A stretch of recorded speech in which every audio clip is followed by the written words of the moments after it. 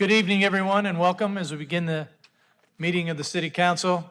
I'd like to welcome everybody in attendance, and I'll call the City Council meeting for Wednesday, July 10th to order. At this time, we'll have a moment of silence, but maybe a special recognition. That's the memory of a terrible tragedy for a young lady we lost, Brazia Terrell. It's that anniversary, so if we could add a special thought there.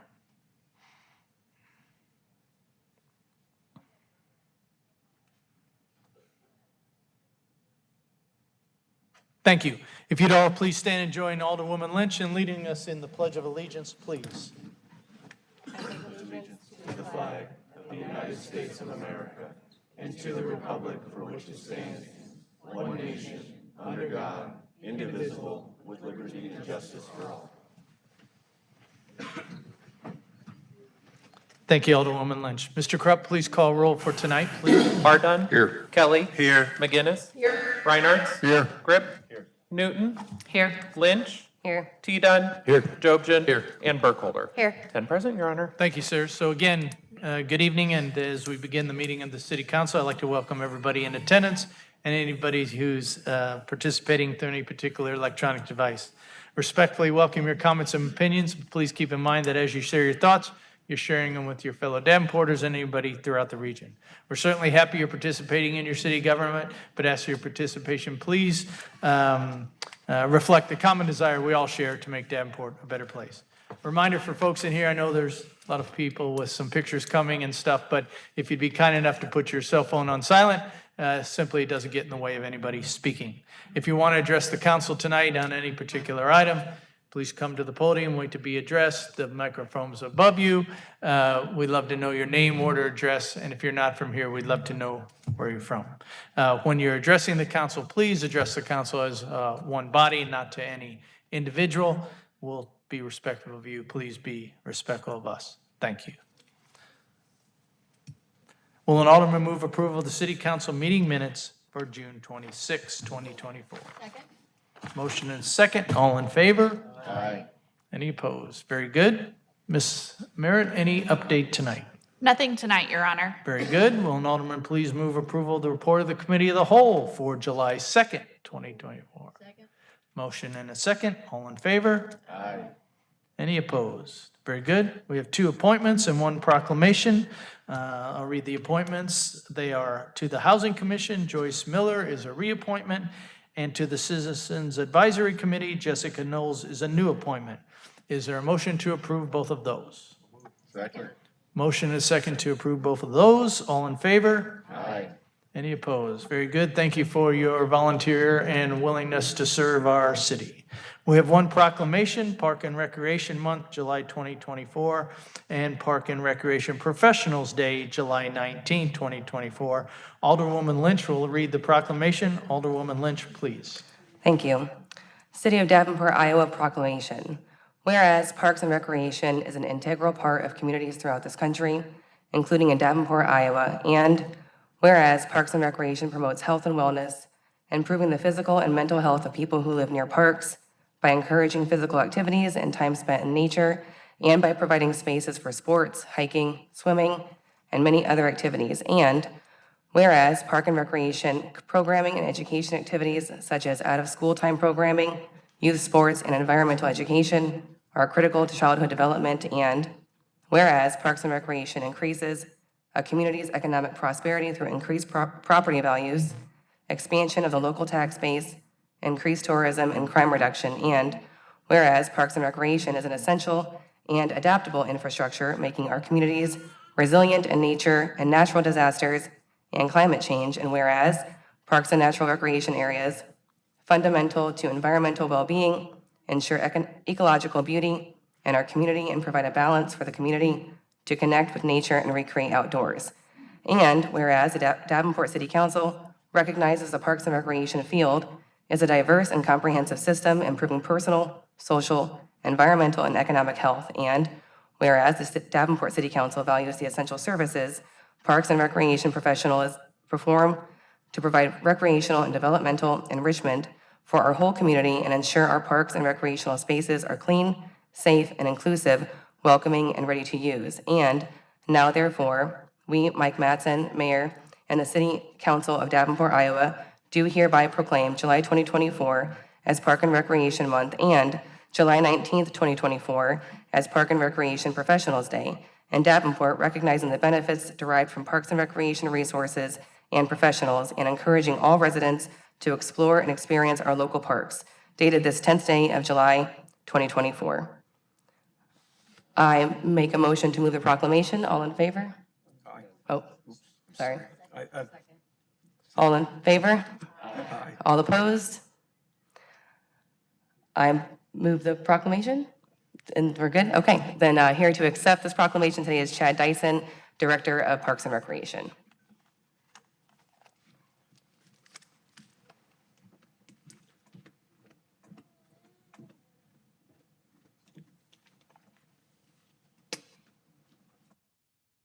Thank you.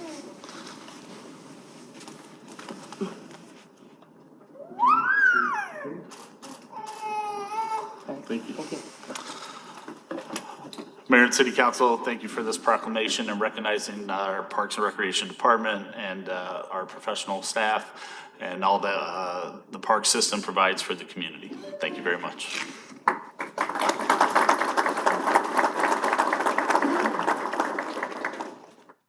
Thank you, sir.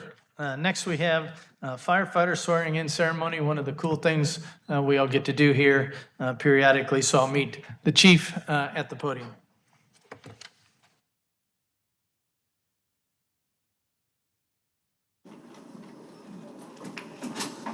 Thank you, Mayor Mattson. Mike Carlson, Davenport Fire Chief. Good evening. Tonight is a special night for the Davenport Fire Department and for the city of Davenport. This is an opportunity for me to introduce our 8 newest firefighters to the City Council and to our community. In a few moments, these young men will formally and publicly pledge their commitment to serve our citizens and the city of Davenport and officially be welcomed into the Davenport Fire Department family. These 8 firefighters are part of 2 separate recruit academies.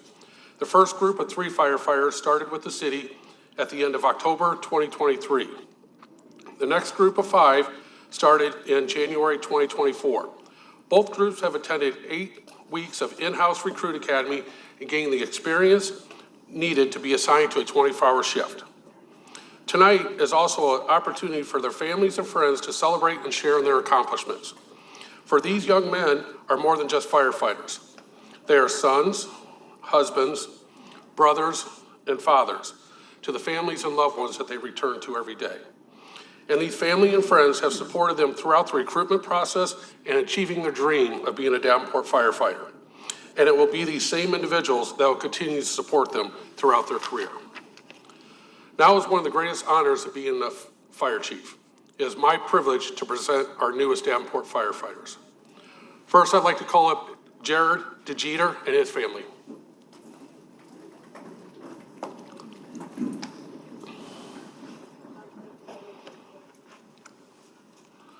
Jared DeJeter was born and raised in Davenport.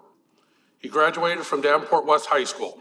After high school, he attended the University of Northern Iowa, where he graduated with a bachelor's degree in exercise science.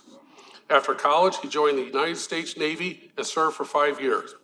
Firefighter DeJeter has achieved his Firefighter 1 and EMT certifications and working towards his Firefighter 2 certification.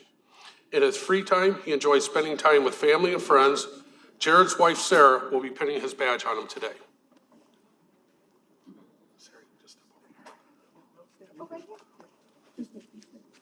Stand up. I state your name. I, Joe James Newton, Do solemnly swear do solemnly swear that I will support the Constitution of the United States that I will support the Constitution of the United States and the Constitution of the State of Iowa, and the Constitution of the State of Iowa, and that I will faithfully and that I will faithfully and impartially, and impartially, to the best of my ability, to the best of my ability, discharge all the duties of a firefighter discharge all the duties of a firefighter for the City of Davenport, for the City of Davenport, County of Scott, County of Scott, State of Iowa, State of Iowa, as now or hereafter as now or hereafter required by law. required by law. You're a firefighter.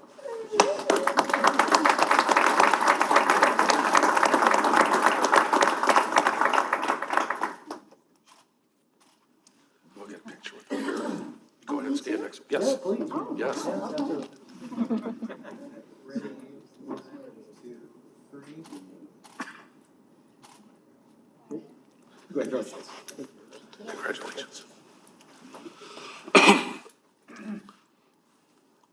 Next, I would like to call up Cole Buman and his family.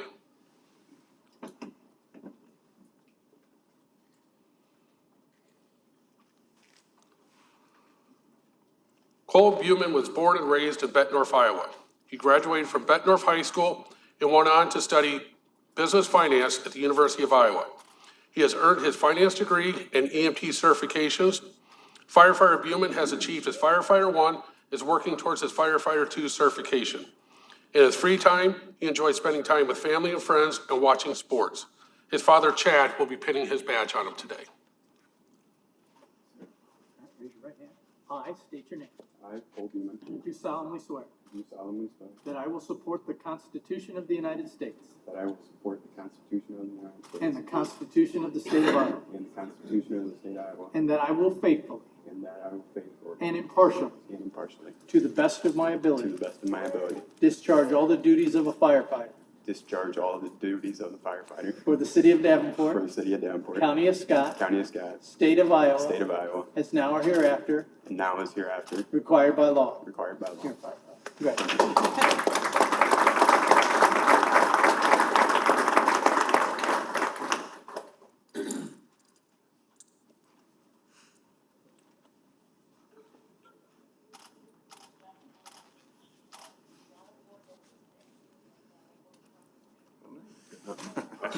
Congratulations. We're going to be there with the mayor.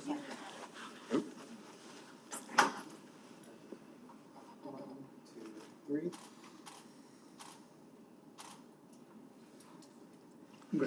Thank you very much. Congratulations, Cole. Thank you, Chief.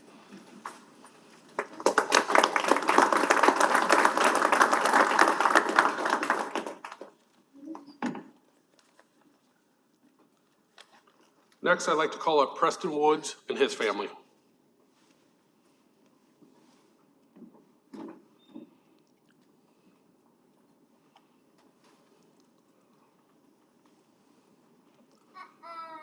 Preston Woods grew up in Davenport, Iowa, and graduated from Bettendorf High School.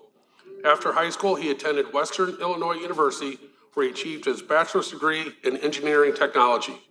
He went on to earn his EMT certification from Scott Community College.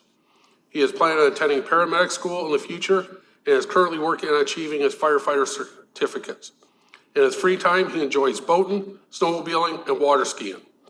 Preston's father, Captain Jim Woods of the Davenport Fire Department, will be pinning his badge on him today. Raise your right hand. I state your name. I, Preston Woods, Do solemnly swear do solemnly swear that I will support the Constitution of the United States that I will support the Constitution of the United States and the Constitution of the State of Iowa, and the Constitution of the State of Iowa, and that I will faithfully and I will faithfully and impartially, and impartially, to the best of my ability, to the best of my ability, discharge all the duties of a firefighter discharge all the duties of a firefighter for the City of Davenport, for the City of Davenport, County of Scott, County of Scott, State of Iowa, State of Iowa, as now or hereafter and now or hereafter required by law. required by law. You're a firefighter.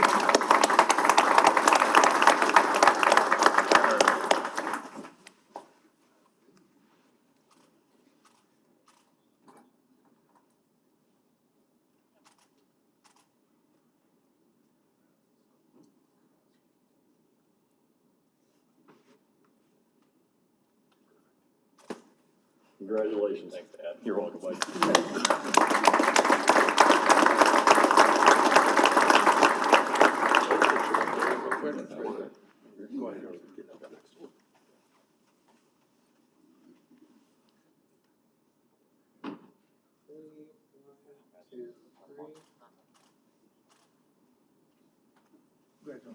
Thank you. Congratulations, Preston. Thank you, Chief.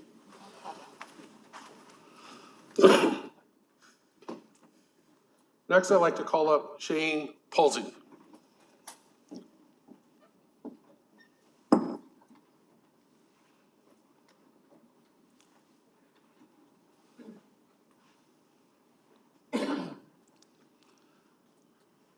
Shane was born and raised in Donahue, Iowa. He graduated from North Scott High School. After high school, he attended Iowa State University and graduated with a bachelor's degree in criminal justice. Firefighter Pulsing has earned his EMT certification and is working on obtaining his firefighter certifications. In his free time, he enjoys fishing and being outdoors. He also enjoys spending time with family and friends. Shane's father, Jeff, will be pinning his badge on him today. I state your name. I, Shane Colder, Do solemnly swear do solemnly swear that I will support the Constitution of the United States that I will support the Constitution of the United States and the Constitution of the State of Iowa, and the Constitution of the State of Iowa, and that I will faithfully and that I will faithfully and impartially, and impartially, to the best of my ability, to the best of my ability, discharge all the duties of a firefighter discharge all the duties of a firefighter for the City of Davenport, for the City of Davenport, County of Scott, County of Scott, State of Iowa, State of Iowa, as now or hereafter as now or hereafter required by law. required by law. You're fired.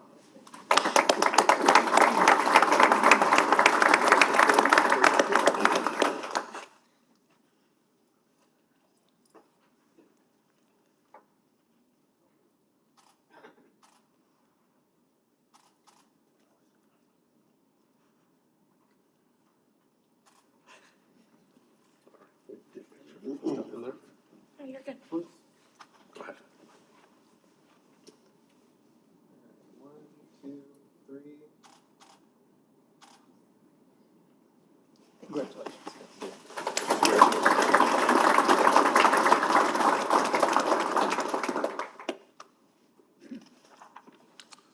Next, I'd like to call up Ben Danielson and his family.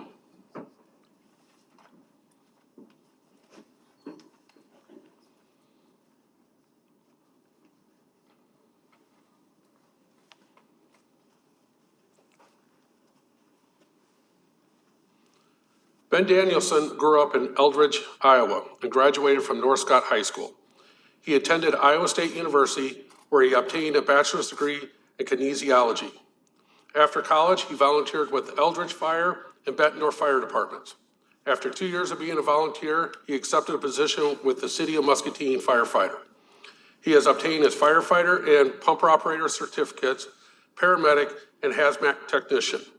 In his spare times, he likes to spend it outdoors kayaking, hiking, and riding his motorcycle.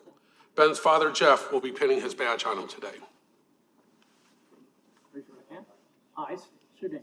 Excuse me. I, Benjamin Danielson, Do solemnly swear do solemnly swear that I will support the Constitution of the United States that I will support the Constitution of the United States and the Constitution of the State of Iowa, and the Constitution of the State of Iowa, and that I will faithfully and that I will faithfully and impartially, to the best of my ability, the best of my ability, discharge all the duties of a firefighter discharge all the duties of a firefighter for the City of Davenport, for the City of Davenport, County of Scott, County of Scott, State of Iowa, State of Iowa, as now or hereafter as now or hereafter required by law. required by law. You're fired.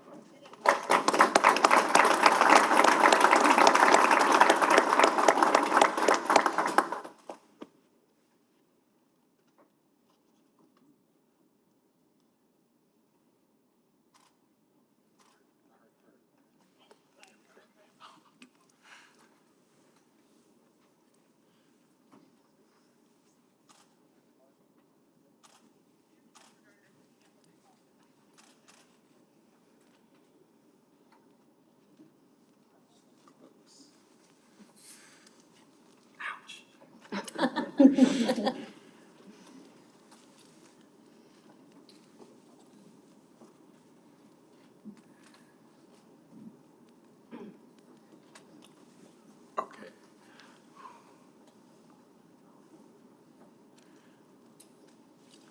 All right, there you go. Go on, thank you.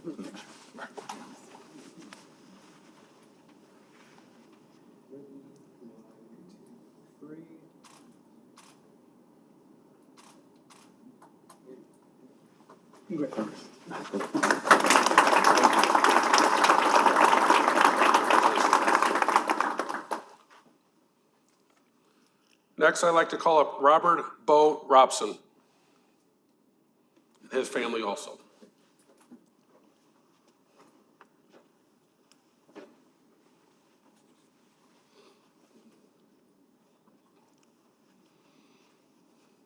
Bo was born and raised in Glen Ellen, Illinois, before moving to Bettendorf, Iowa, and graduating from Pleasant Valley High School.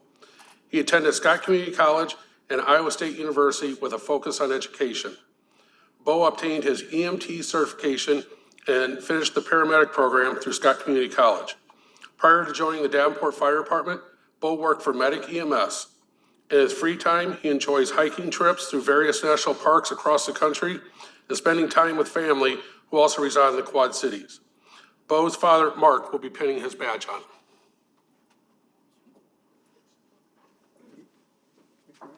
I state your name. I, Robert Robson, Do solemnly swear do solemnly swear that I will support the Constitution of the United States that I will support the Constitution of the United States and the Constitution of the State of Iowa, and the Constitution of the State of Iowa, and that I will faithfully and that I will faithfully and impartially, and impartially, to the best of my ability, to the best of my abilities, discharge all the duties of a firefighter discharge all the responsibilities of a firefighter for the City of Davenport, for the City of Davenport, County of Scott, County of Scott, State of Iowa, State of Iowa, as now or hereafter as now and hereafter required by law. required by law. You're a firefighter. Thank you.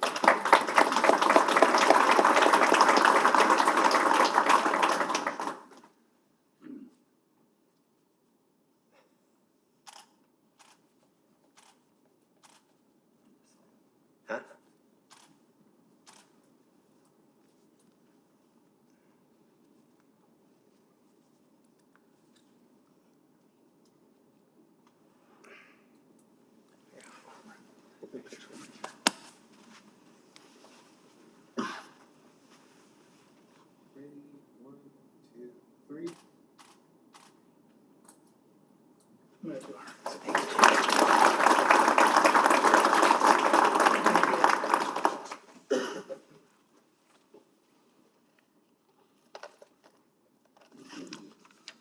Next, I'd like to call up Wes Larson and his family.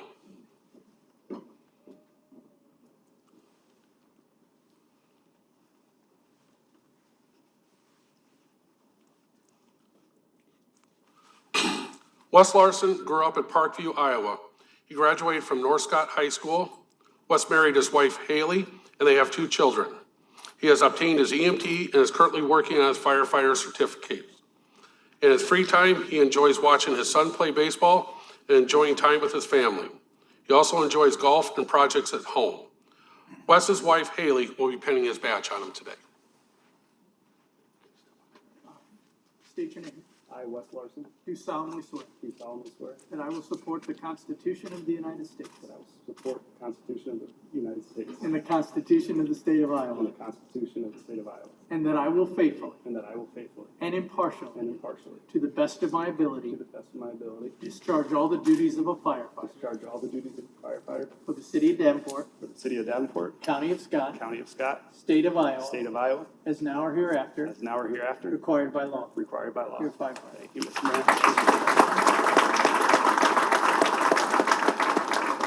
Gotta do that.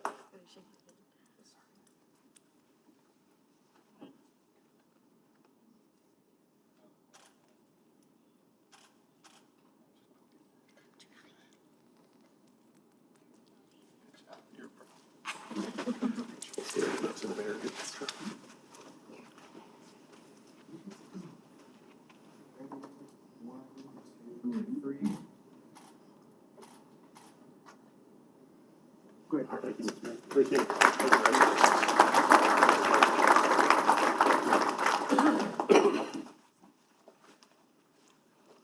Next, I'd like to call up Nathan LaCourse and his family.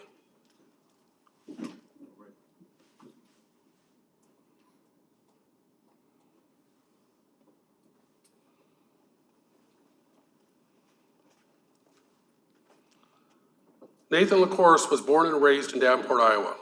He graduated high school and enlisted in the Iowa Army National Guard. To this day, he is still an active member of the Iowa Army National Guard.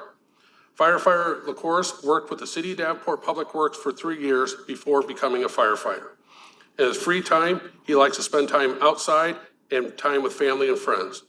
Nathan's mother will be pinning his badge on him, Kara. I state your name.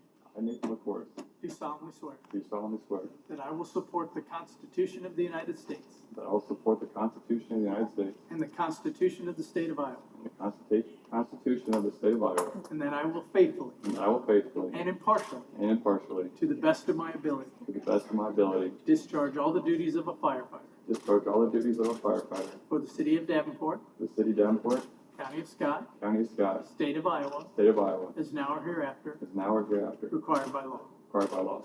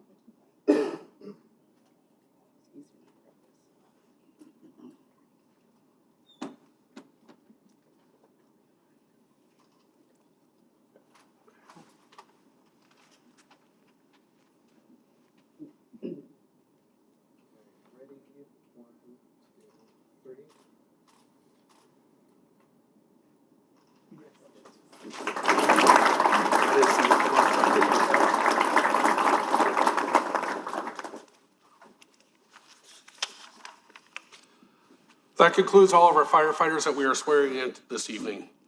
I'd like to thank the City Council for this opportunity, and these new firefighters are just an example of the professionalism and the dedication of the many men and women we have in our fire department that serve our community on a daily basis.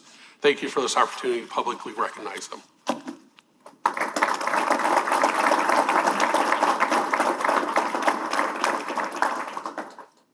Thank you, Chief, and we'll pause a second if newly badged firefighters and their families would like to leave. We'll pause a second. You're certainly welcome to stay, but your opportunity.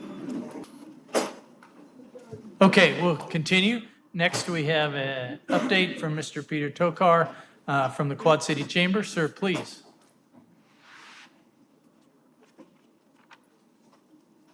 Good evening, Mayor, distinguished council.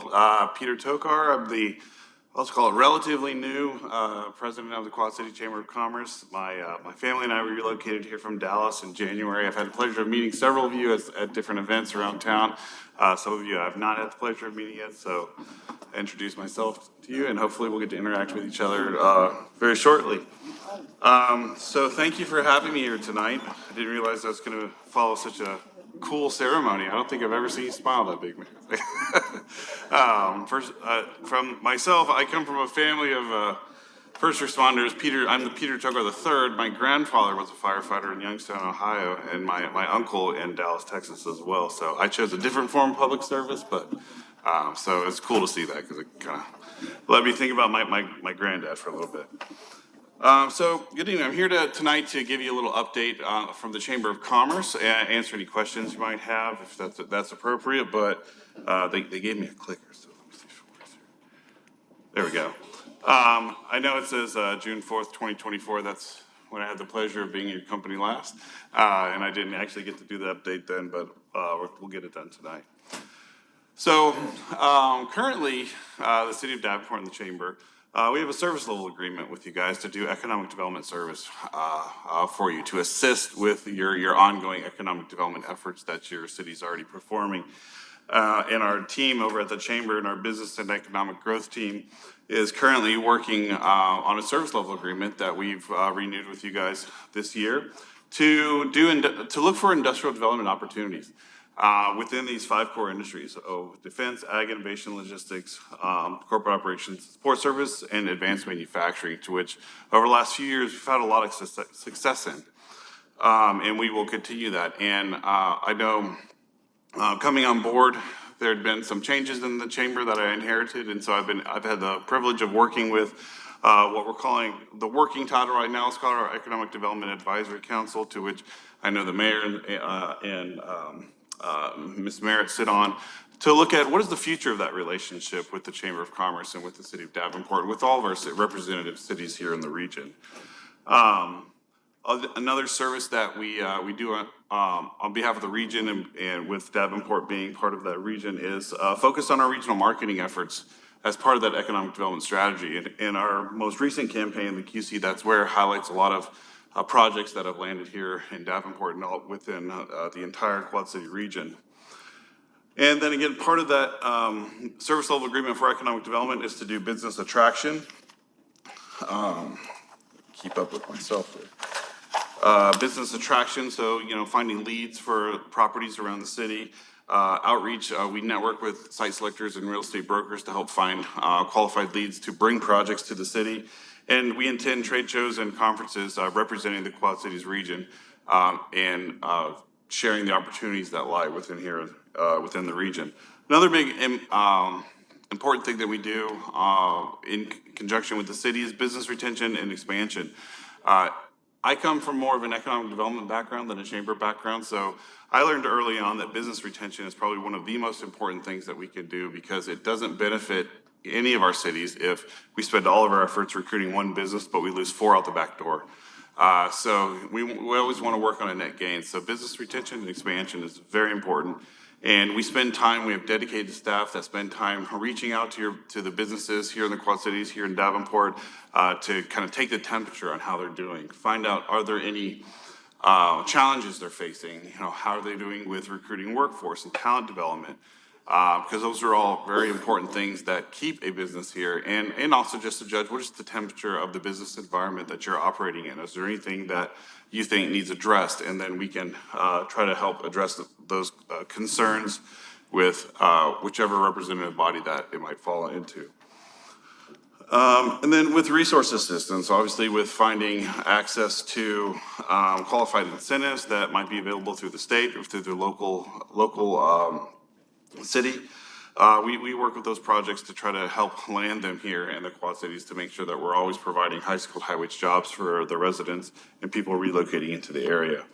And then also with technical assistance to those employers. We mentioned the business retention and expansion. Again, we want to make sure that the people who are working here in the Quad Cities at our businesses are some of the top trained. They have all of the tools and resources available to them to continue to upskill themselves as they continue through their career here. So working with strategic partners for workforce training and assistance.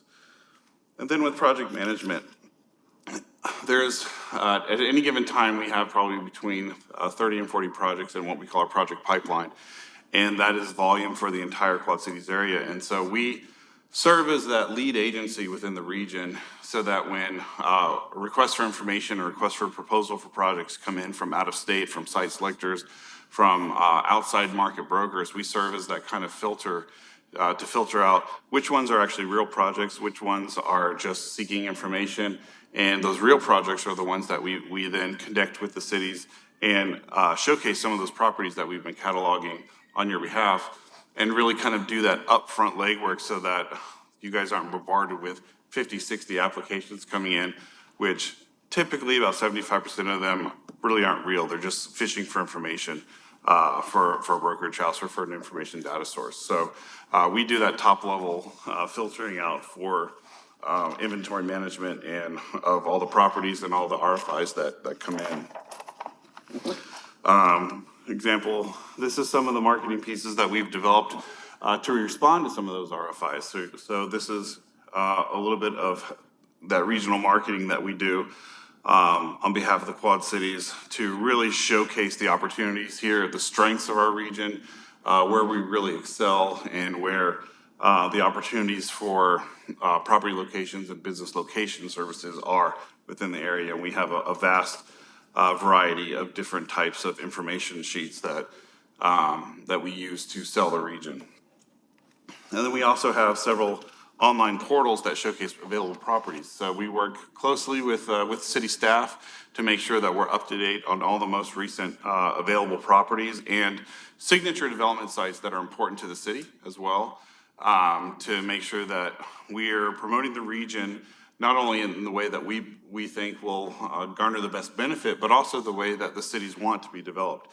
That's a very important thing to me coming in, is that we want to do smart development. We want to bring you, the city of Davenport, the development that you're looking for, not that we think you should have, because we want to make sure that our priorities are aligned with you for how you want to see your community developed. So what are the fruits of some of those labors over the last few years? So over the last 3 years, we look at 21, 22, and 23. I won't read every slide to you, but we've had a total impact of just under $500 million here over the last three years with projects that have landed here in the Quad Cities. A lot of them here right in the city of Davenport. So that's kind of the proof in the pudding, so that you know that the efforts we're doing in your behalf are producing results. These are just some of the highlights of those efforts from some projects. And so what does our relationship look like moving forward? Right now, we are still in the last year of our service level agreement that we have signed with you guys over the last 4 years. We actually did a 3-year agreement and then renewed it for 1 more year this last year. And so what the services that agreement will provide will be to continue our efforts in looking for qualified industrial sites and projects that meet the needs of what you have to offer here in Davenport. A lot of those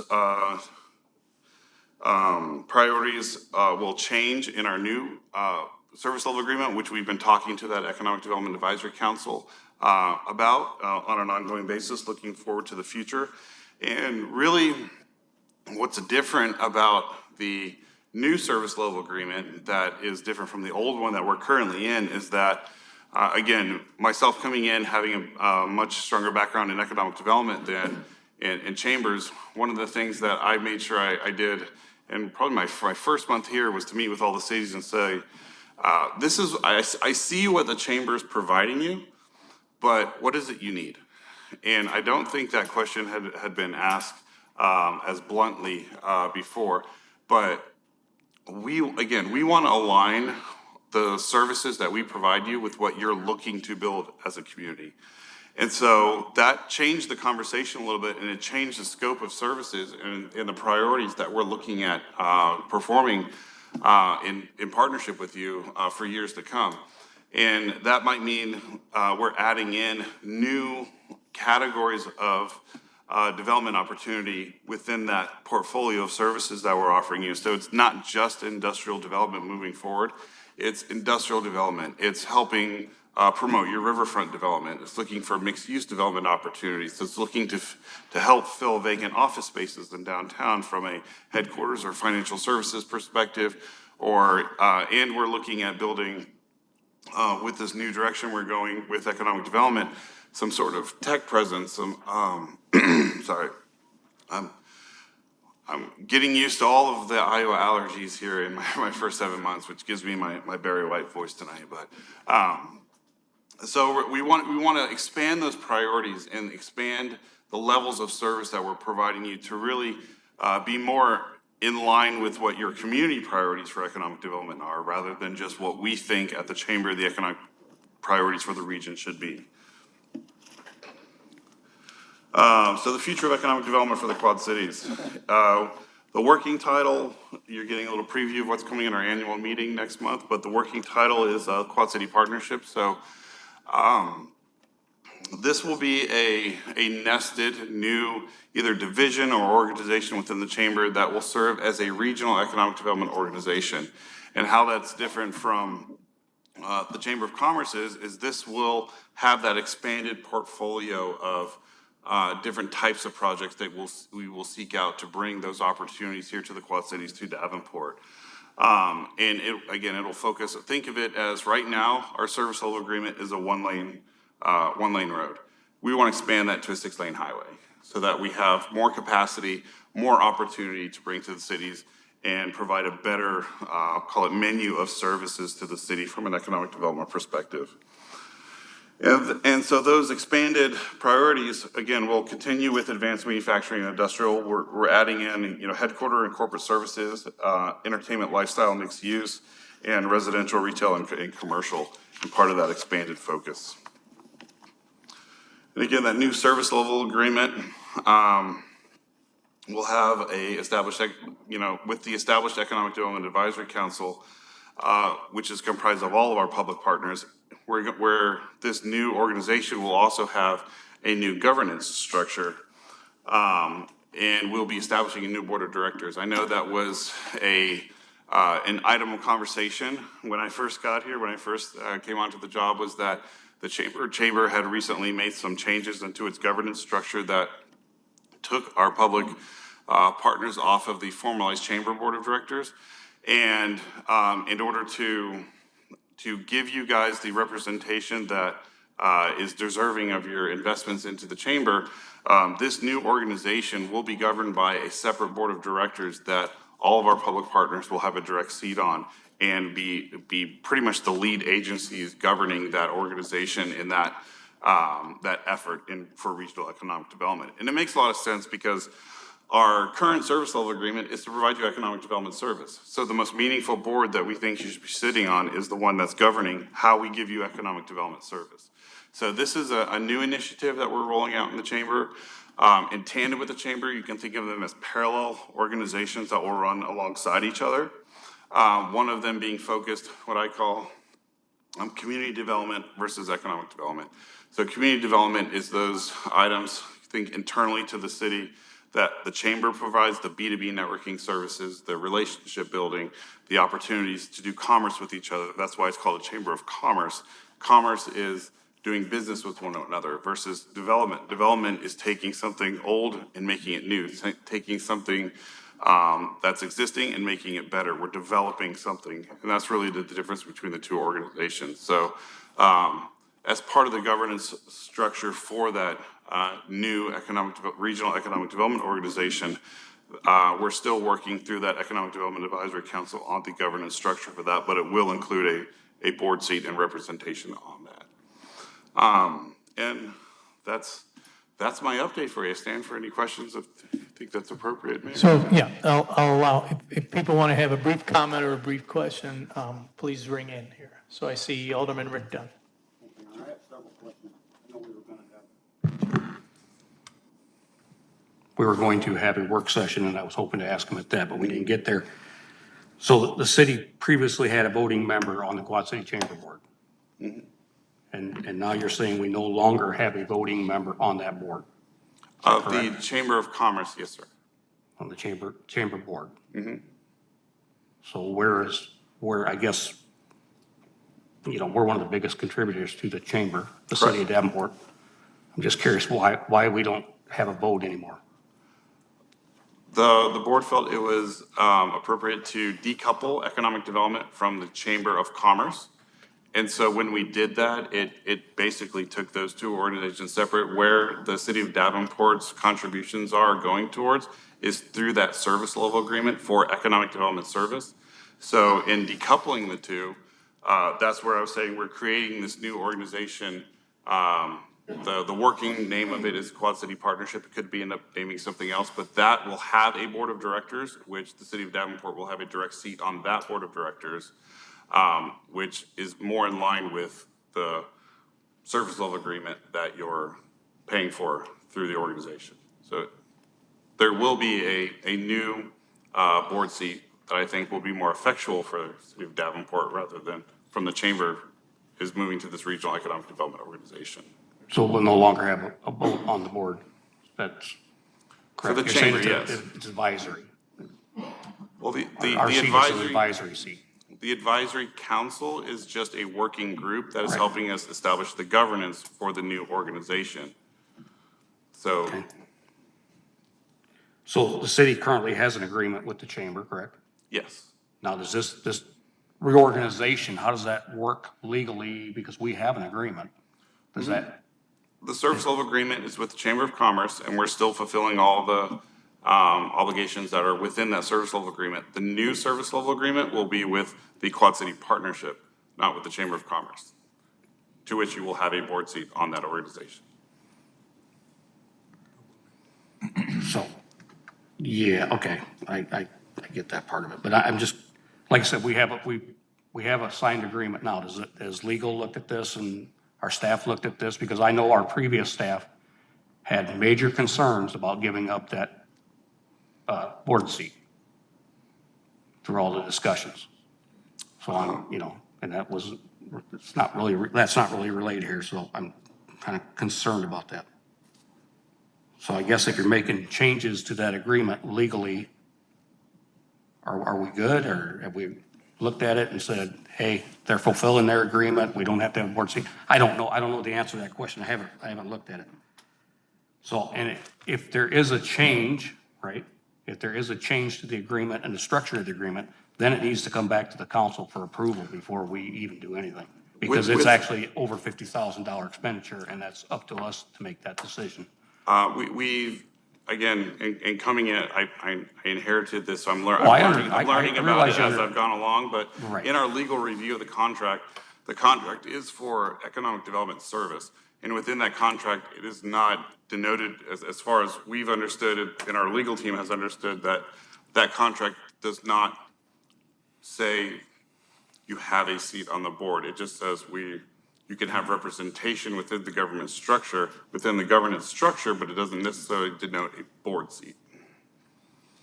Well, I'm just curious how, Alderman Dunn, we'll have our legal folks give you the answer. that's fine. Sure. Um, And I'm happy to have our legal provide you their opinion as well. Well, I guess that's the only questions I have for right now, but I do know, like I said, our previous staff was concerned. This is about the third time in my time on council, that this organization has been through major structural changes, and I'm concerned that our part of it is just economic development, right? I'm more worried about the west end of Davenport. I hope the chamber has done something to look at Hy-Vee that just moved out, and all these businesses that are moved out. How do we retain these businesses? How do we take this empty building and get somebody in there? You know, I've been on the council for 11 years, and quite honestly, I haven't seen anything go that direction. And not having anybody as a vote on the board, right? I have an advisory person to go to, but that's strictly advisory, right? My big concern is we're giving up a vote of giving direction. So, you know, I have asked, like I said, I asked legal to take a look at it and, you know, make sure everything's up to snuff. But before, we tried this before, I did ask that we held the money until we figured out exactly what we were getting, and I think that still holds true. Is that correct? I would need a directive from the council, given that we are in the middle of an agreement. The agreement runs through 2025 Well, I with guess- payment obligations, but I just sent Dick the actual agreement, and then he can conduct the legal review of that. From an agreement perspective, we are living up to the obligations of the agreement. We are doing economic development service for the city of Davenport. We are meeting quarterly with city leadership. We are bringing projects to the economic development staff. We are assisting with projects that they ask us to assist on. So from the terms of the agreement, we're meeting all the terms of the agreement. If it's a question of does that agreement guarantee a seat on the governance side of it, again, we'll have our legal teams do that. But I will agree to your point. I think your point is well founded, that to what's happening in downtown Davenport, what's happening with Hy-Vee, what's happening with empty storefronts. Currently, that's not part of the scope of work in the agreement we have with you. And that's part of the problem. And that's when I talk to Mayor Mattson, that's where, from an economic development perspective, that's part of the problem that I want to try to address. Because right now, our service level agreement, again, is for industrial development site only. Stated within our scope of work is we will work with the city of Davenport to help develop your industrial sites. It doesn't say anything about your retail, it doesn't say anything about your downtown, it doesn't say anything about your office space, your vacant plots of land, or anything. And that's what I want to change. In the new agreement, we want to expand that scope of work so that we will address those. We will look at retail opportunities. We will look at downtown. We will look at your office properties. We will look at all of the additional things that make up a full-service economic development organization, rather than just being laser-focused in a niche category of it. Because right now, if you were to ask me, hey, well, does the chamber do anything? I would say no, because that's not part of our service level agreement with you right now. It's too narrow.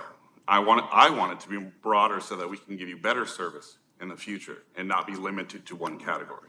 Okay, so I agree, we have an agreement till 2025, so are we going to change this agreement?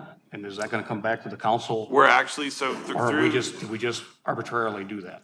Through the Economic Development Advisory Council, we've actually are working on a new service level agreement, and we're working with you so that and Mallory has been part of those conversations, so is Mayor Mattson, as part of that group. So we think we have a working draft right now of a expanded portfolio of priorities that we will present to City Council when this current service level agreement expires. We will bring the new one with all of the new priorities to address a broader spectrum of services as part of that new agreement. Okay, thank you. Yep, and I'll just add, your points are valid, and we all, in previous councils and this council, when he came, and correct me if I'm wrong, we challenged him hard to expand and to write the contract, and it is a draft that you will see as a hugely expanded agreement of services, because I love his attitude is to take more of what we want, and we haven't had this before. So this is a wonderful opportunity to expand the services that we are getting from him. And so far, the conversation, right, but you're right, you will see it before it happens and vote on it. And if there's something to add, we will. But yeah, the point of pushing him is to expand the services. Yeah. All right, I see Alderman Grip. Thank you, Your Honor. Mr. Tokar, just wanted to welcome you to the Quad Cities, and I look forward to working with you. I was very encouraged by what you just said at the end of answering Alderman Dunn's questions, because that's actually what I had written down here. So as part of as the representative member on the GDRC and the chair of community development, work very closely with the Chamber of Commerce on development issues. And the place that we have been very successful in the last 8 years has been in industrial development, right? And that is what we have paid for. And to be very fair, it's paid off very handsomely. I think 5 or 6 of our biggest industrial developments have all happened in the last 5 or 6 years. So we continue to be a big player in that arena. And I'm glad that you recognize we're not playing at that same level in a lot of other arenas. And I think there is a desire by the city of Davenport and the city council to play more in different development areas. And so for you to say that, that's very encouraging to me. Certainly, we will continue to be in the industrial development because that's kind of a Midwest thing and we make a lot of sense and we've got the workforce for it. And so developing the next industrial center is going to be very important. Also, we know that North Park redevelopment is something that we've already started to work on, and that is important to the city of Davenport. But the things that you talked about that we're not currently doing that I think we need to get better at is expanded mixed use, office spaces downtown, and then headquarters and corporation services. I think those are big, and if we can make inroads there, I think it'll make for a more financially healthy Quad Cities. The only thing, and I may have missed it, but that I have written down that you didn't mention is just small business strategy. So I, in your conversations, I would really like to see us trying to be incubators for small business and grow small business.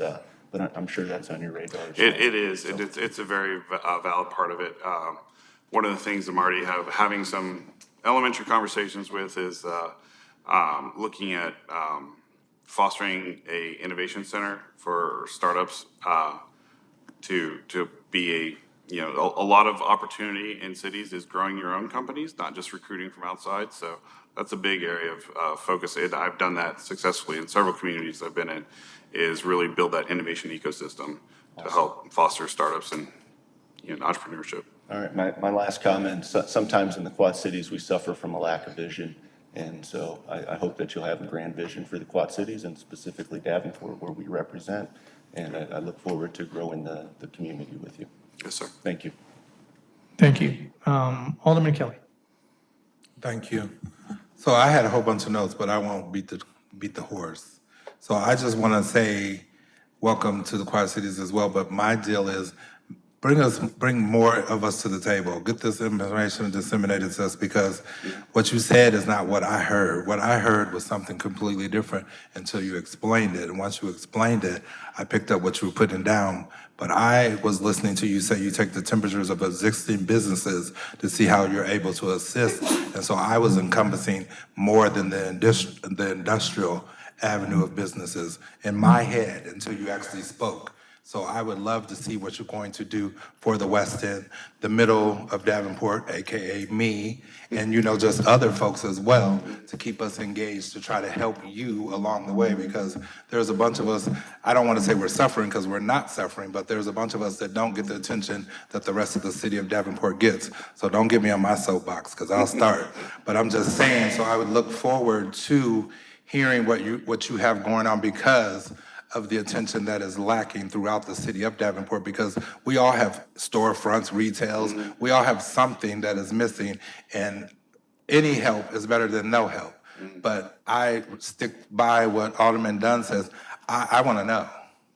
How can I be of assistance to be able to assist you, to assist my people, to have people open businesses and be a thriving neighborhood just like 53rd and Elmore or downtown Davenport? Sure.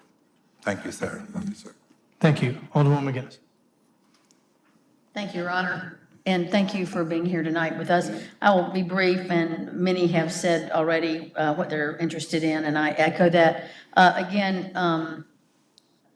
We have many wonderful, and I know you know this, I believe you, from what you said, you understand this, and we're never always excited about industrial sites, all of that, but many of us have areas that were thriving at one point. I think of the 3rd and 4th Street going, to the West End, other wards, the wonderful Village of East Davenport and 5th Ward, the Washington Street, and the whole Locust Street corridor, which could be wonderful, and all need a boost. I think sometimes in recent years, and maybe this is my fault, it feels like there's been sort of the chamber has been, and this is looking outside because I'm not involved with the Chamber of Commerce directly, but that it is focused on the big things. And we all know local businesses that's the thing that sticks at the end of the day. And we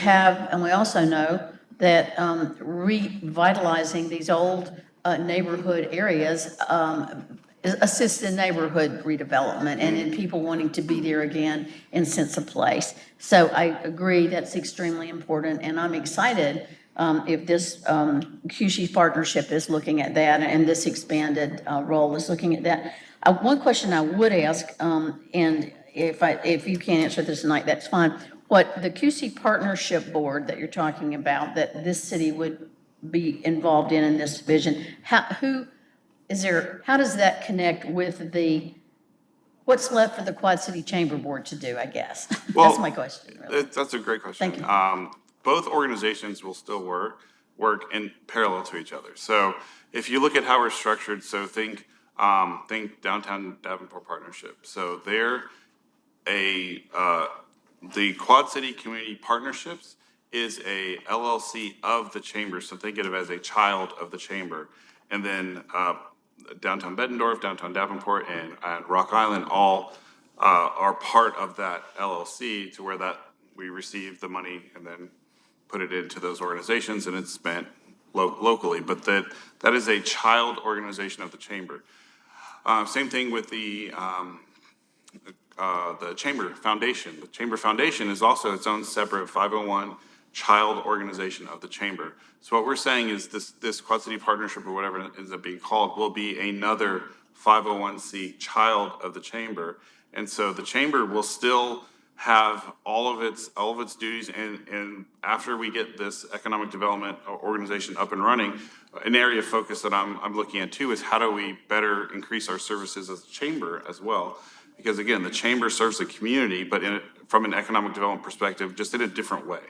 It's more of the connecting businesses together, doing more of the small business assistance, doing more. I think more of the innovation and entrepreneurship would live on the chamber side rather than the economic development side, because the economic development side is really focused on those bigger picture, bigger land deals, kind of things like that. But, to Councilman Grip's point, we don't want to lose sight of that small business perspective. And so the chamber will still be very influential in running our local programming for business-to-business connections and relationships. So they will both continue to function. It's just, I think historically there's been a lot of confusion within the chamber, because the Chamber of Commerce is not really supposed to be a regional economic development organization. It's supposed to be a chamber of commerce. And so the fact that the community called for we need economic development, we need an organization to champion this. The chamber took that reign, and they've done a great job with it, with creating the business and economic growth team within the chamber. But we've evolved to that point where we need to take that operation out of the chamber, create our own regional economic development organization to run with that, so that the chamber can get back to its core focus, which is serving chamber members and creating business-to-business connections. Thank you, sir. Okay, seeing no one else, I just want to thank you for coming to Davenport, I'm sorry, the Quad Cities, but especially Davenport. I'm a And, resident of Davenport. Yeah, and the vision and the outlook that you bring, new perspective, and your willingness to listen to us, and through our many conversation, at least to me, from my perspective, your willingness to understand that we're going to try and do things different and be more open and be more, spread out more is so much appreciative, and I thank you for that. So, thank you, sir. Thank you. Okay, next, petitions and communications, anyone?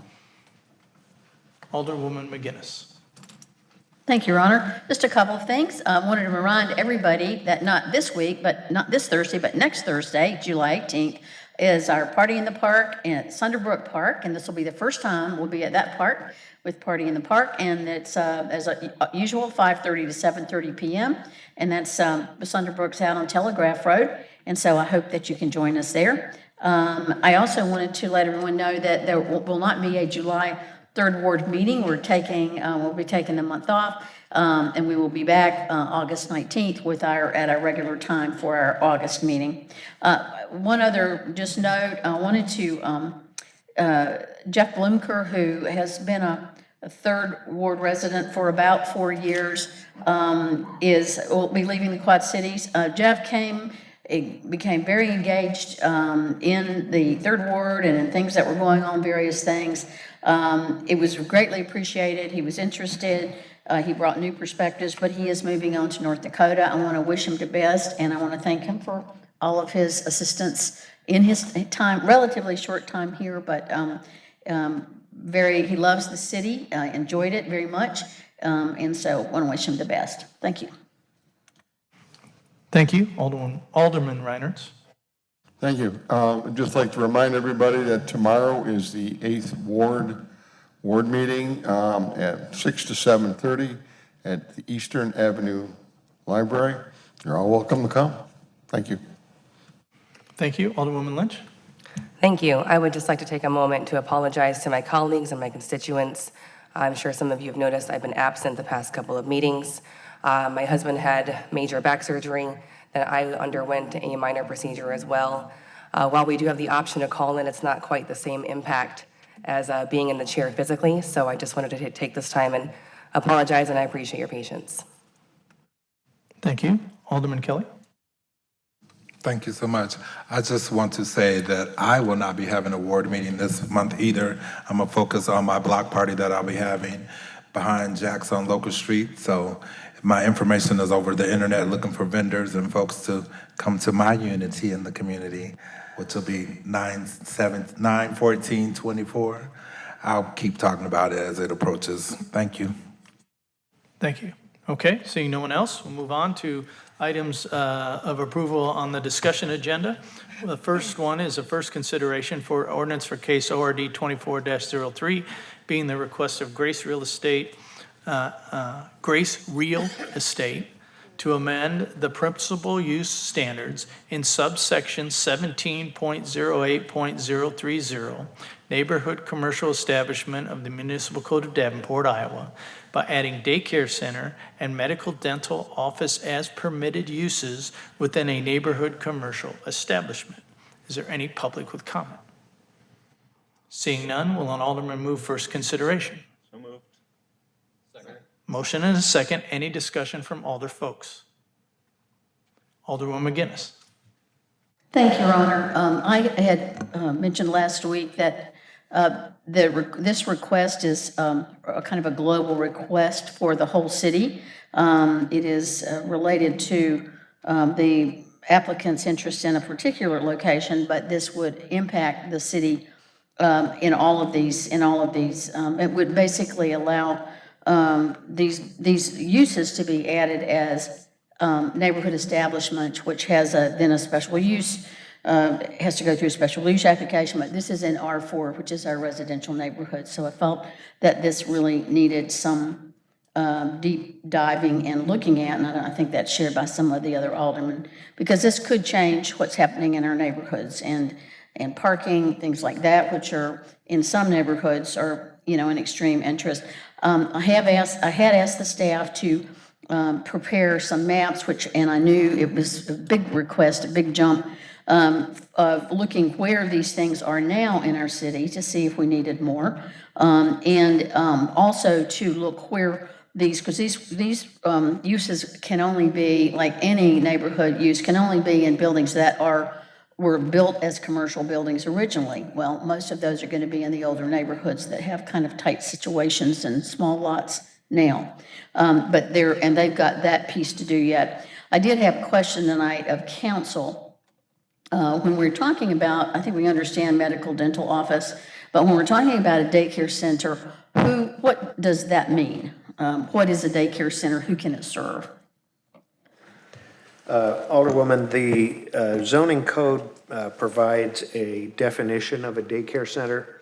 You'll recall in the zoning code, there is a use matrix that identifies a whole laundry list of different types of uses by name, and then it provides a definition of what those particular categories relate to. A daycare facility is a licensed facility where for a portion of the day, care and supervision is provided for children, elderly, or other functionally impaired adults in a protective setting that is not, for persons that are not related to the owner or the operator.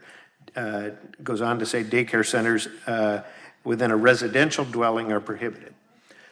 I know there was a concern raised that that perhaps a daycare center could morph itself into a drug treatment facility.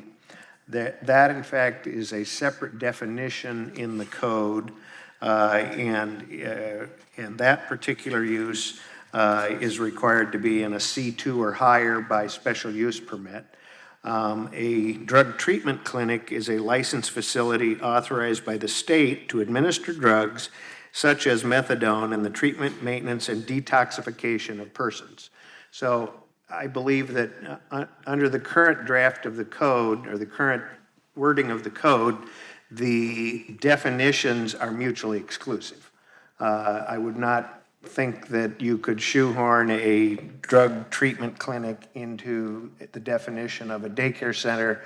They're different types of licenses. They both have to be licensed facilities. And because a drug treatment clinic requires a special use permit, conditions can be placed on that. And currently it requires zoning of C2 or higher. Thank you very much. And just to remind everyone around the dais and in the room, daycare homes are allowed in R4 right now, and they have been for a number of years. So daycare homes are in homes. Daycare centers anywhere must be in a if we vote on this, it would have to be in a commercial, what was built as a commercial building, not something that was a home. So thank you. Thank you. Anyone else? Very good. Brian, please call roll on first consideration of this ordinance. Newton, Yes. Jobson, Yes. Kelly, Yes. Reinhardt, Yes. Burkholder, Yes. Lynch, Yes. Grip, Yes. T-Dunn, Yes. Ardon, Yes. McGinnis. Yes. 10 yeses, Your Honor. Very good. Moves to second consideration. Number 2 item is a first consideration of an ordinance for case REZ 24-02, being the request of Riverview Heights LLC to rezone approximately 1.47 acres of land located on the north side of the 700 block of East 6th Street from R-4C Single Family and 2 Family Central Residential Zoning District to RMF Multifamily Residential District. Note, Planning and Zoning Commission recommends denial. The protest is over 20%. That would then require 8 votes of the City Council. Is there any public with comment? Again, name, order, address, not from here, love to know where you're from. You'll have 5 minutes, please. Gary Eklund, and I live in Davenport.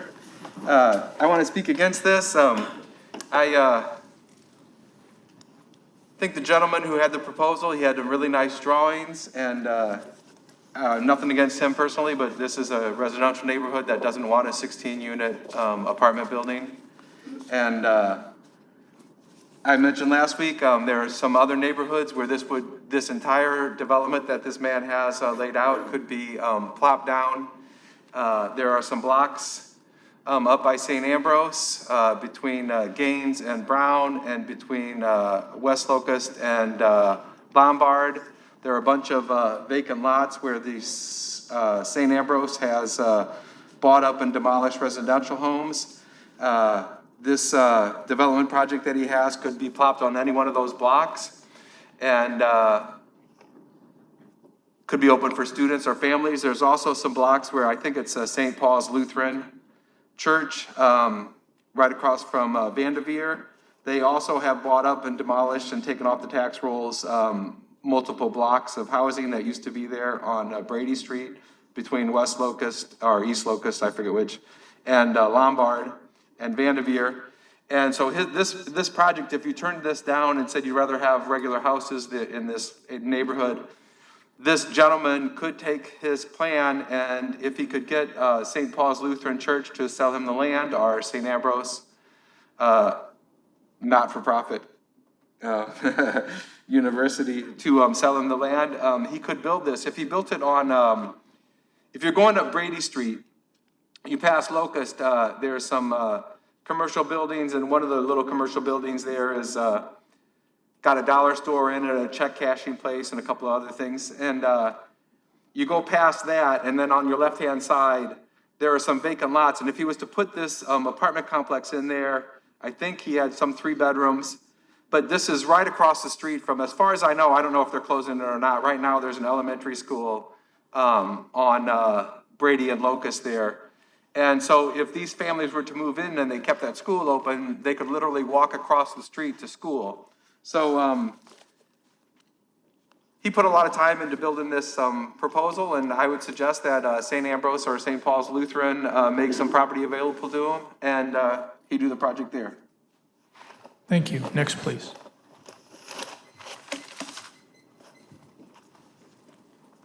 Jessica Knowles, Second Ward. Last week, it was explained that these units would be around $1,800 a month. You have a single female or male, because there are single dads, that are raising 3 kids. That is not affordable in any means. You are going to take that family vibe that was explained by the residents last week, and you're going to end up having chaos, because you're going to have single people moving into these apartments, and it's going to take that family vibe away. We need housing without a doubt, because we have so many homeless out on our streets. But we need affordable housing. This is not the location to change it from a single-family home to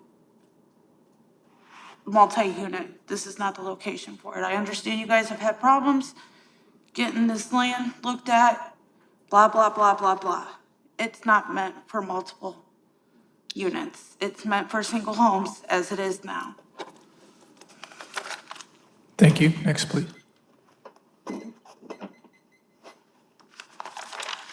Jacob Foote, I'm with the Quad Cities Chamber. The Quad Cities Chamber supports housing development at all price levels in line with the city's comprehensive plan. Building additional housing to meet the needs of our workforce and businesses helps stimulate our local economy and helps convert vacant or unused land into active, vibrant, and productive space. According to the Common Sense Institute of Iowa, Iowa has maintained a housing deficit since 2011. This is reflected in the results of the Chamber's annual public policy survey as well, where more than 50% of employers cited a lack of housing as making recruitment and retention more difficult, with an emphasis on apartments, affordable housing, and intermediate or starter homes. According to the Plan and Zoning Commission staff, the rezoning being considered tonight is consistent with the City of Davenport's comprehensive plan and aligns with the city code. Developers and business owners value consistency and predictability when it comes to applying city code, and we agree with the staff's report that shows the developer met the city's outlined requirements, as we would with any developer who meets those requirements. We hope the council will take this information and data into consideration as it considers housing approvals now and in the future. Thanks. Thank you. Anyone else? Jim Thompson, I'm the developer. I'm from Davenport, Iowa, lifelong Iowan. Just two quick things, because I've taken up a lot of time here. First off is I urge you to remember that you unanimously said you approved the development agreement, that you like this project. The second thing I will tell you is I hinted at last week, I can only think of one other possible way of doing this. And all of the issues about too many people there, et cetera, would be worse if they had to put 9 or 10 duplexes on this. And you can do 9 or 10 duplexes, as you probably are aware, without zoning. So I urge you to approve it. Thanks. Thank you. Next, please. I'm Vanessa Stone, and I'm with the 3rd Ward.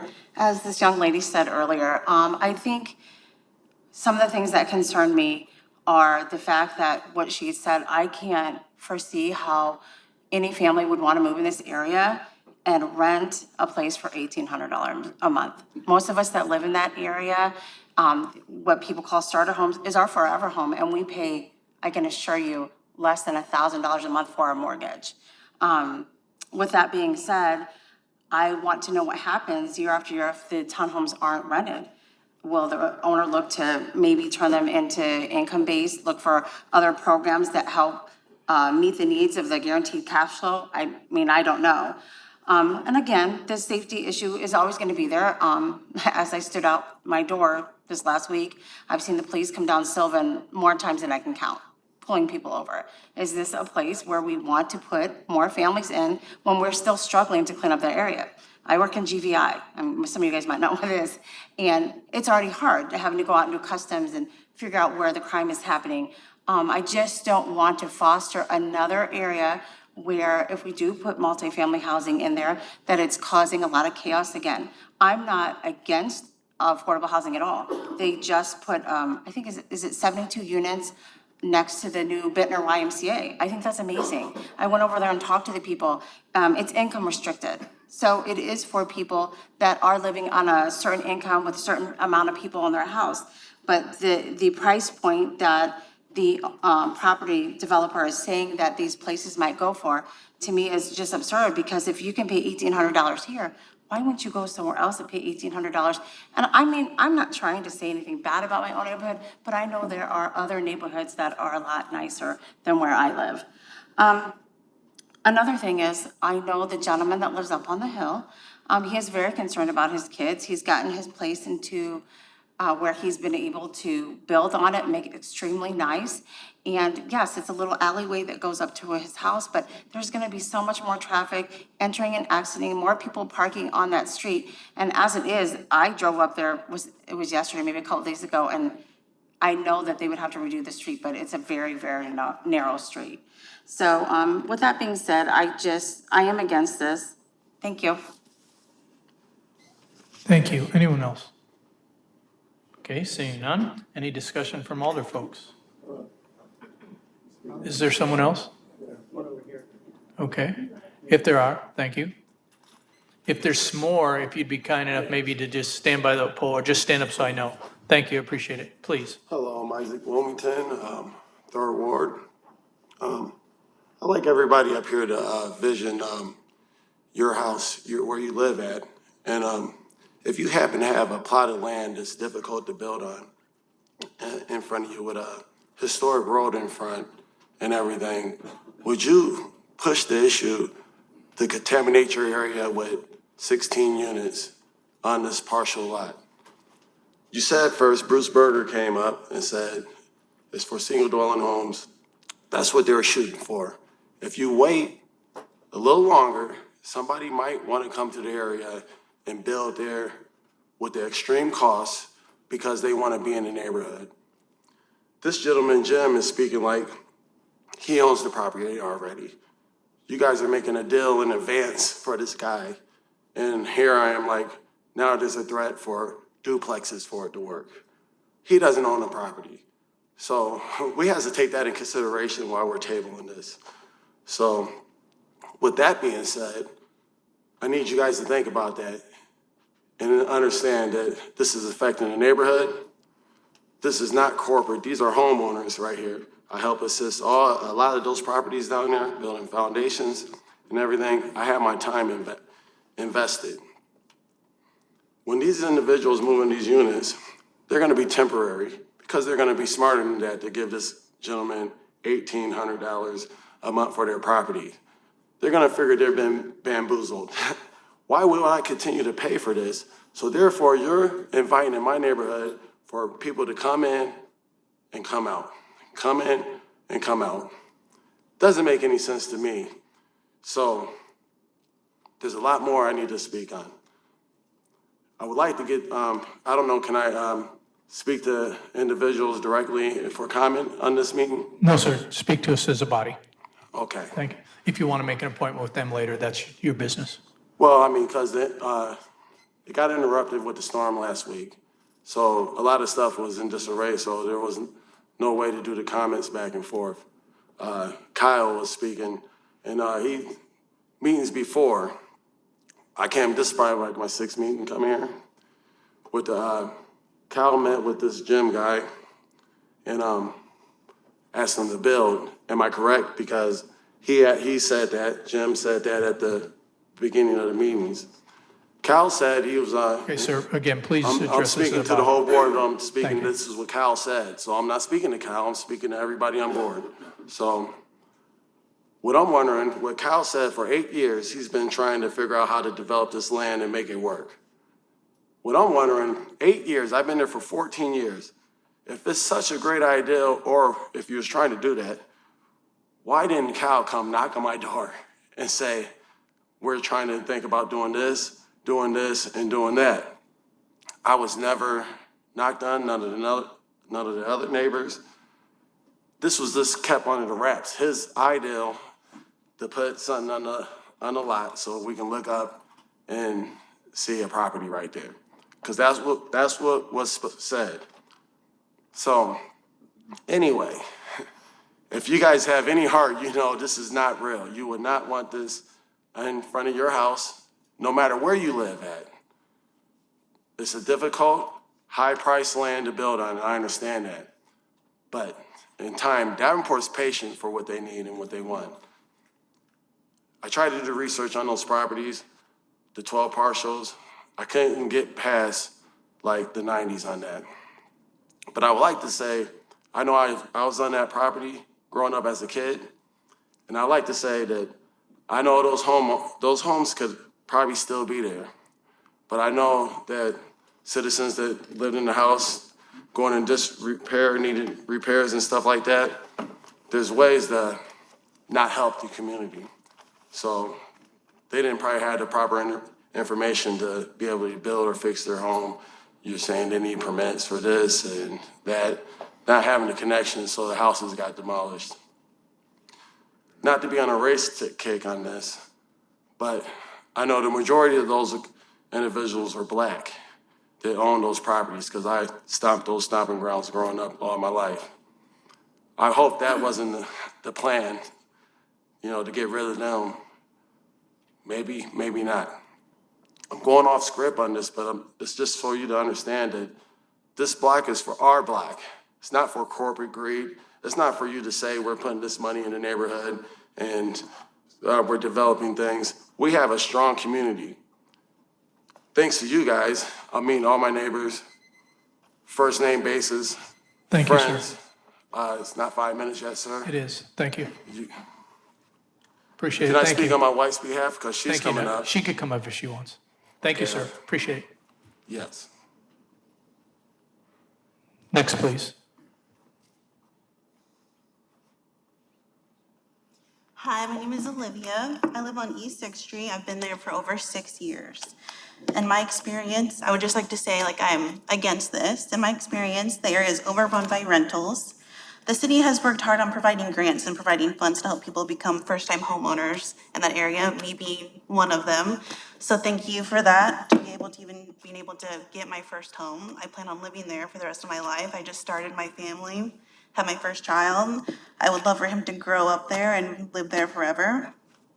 In my experience, you know, homeowners were invested in the renewal of our community. And in my opinion, with landlords, most of them, they're not invested in the community, in our community. They don't have the same wants and needs that we want for our neighborhood. If you listen to our community and what this neighborhood is telling you, it doesn't really align with our wants and our needs. We don't want this for our families. We don't want this for our children. We don't want this for ourselves. The city has spent a lot of money revitalizing this area. We live here, we work here, and we're invested, you know? We have a lot of issues already with parking. You know, there's 2 churches at each end. We can barely even park in front of our own home. We can't even leave the house on certain days because we can't come back, we can't park, we can't carry our groceries in, we can't even get inside our house with our groceries because we deal with parking already. We can barely walk down the street because there's so many trash cans on the sidewalk from all these other properties that aren't even really homeowners or part of our area. It's rentals. It's just a lot of chaos. When we do detours, we can't even get down the street. Right now, blocked off, can barely even get in front of my house. You know, there's enough rentals. We have the Gordon Van Time lofts. We have the new Federal Point apartments. You know, we need homes. We need neighbors, families, communities. We don't need more rentals. We want to revitalize. We want to have a place to live and stay and flourish. And this isn't a part of our wants and needs. Thank you. Thank you. Next, please.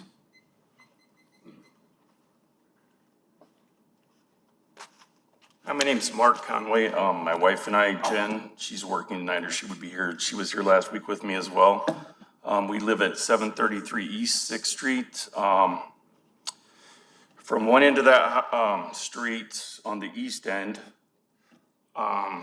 there's a family with younger kids, all the way to the lady that just spoke. She has a little one, and she's at the very other end of that block. My wife's been there approaching 10 years. She raised 3 boys.